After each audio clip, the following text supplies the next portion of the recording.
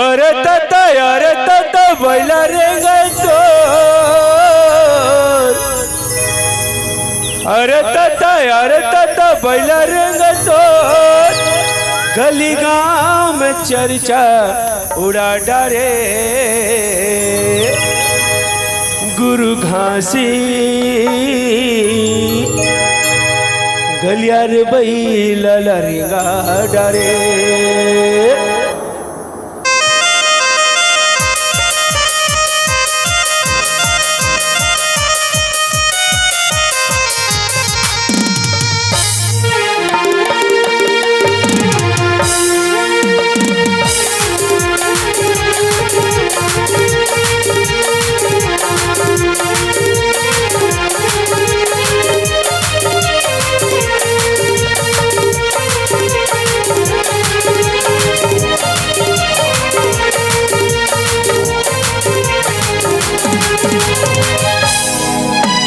अरे तता बैला रेंगा तो अरे तता बैला रेंगा तो गली गांव में चर्चा उड़ा डारे गुरु घासी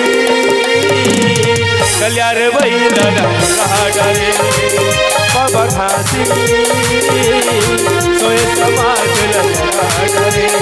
अरे तता बैला रेंगा तो अरे तता बैला रेंगा तो गली गांव में चर्चा उड़ा डारे गुरु घासी गलियार बैला लगा डारे बाबा घासी तो ये समाज लगा डारे।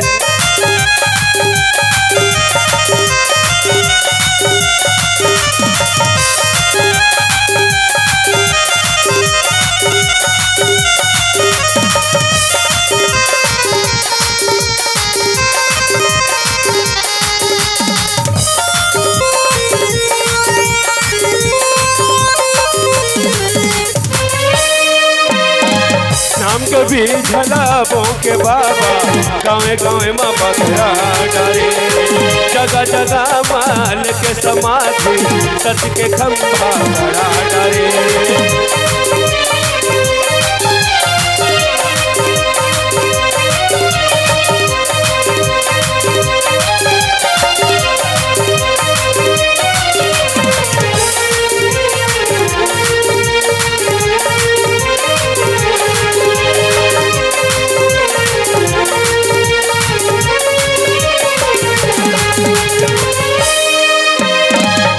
के भी झलाबों के बाबा गाँव गाँव में बकरा डारे जगह जगह माल के समाधि सच के खंभा खड़ा डारे।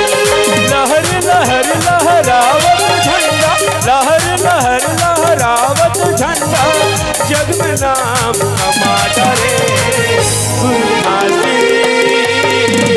गलियार बैला लगा डारे बाबा घासी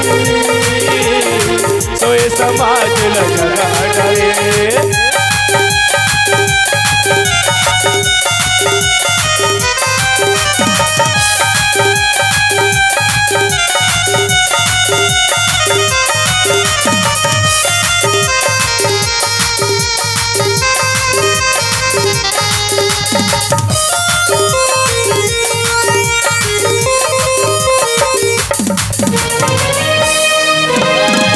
सतरूपी गंगा तोर चरण में आके बने हौदासी तो महिमा के चरण कुंडवा जवत कत तो प्यासी।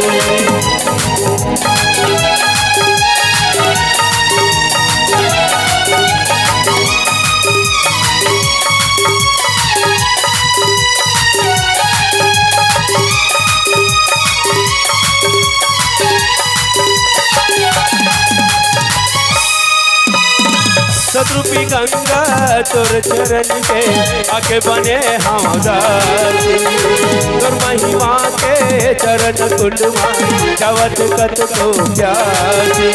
छठवन पहाड़ तर हवे जंगल झाड़ी छठवन पहाड़ तर हवे जंगल झाड़ी बैठ के धुनी जगा डारे गुरु घासी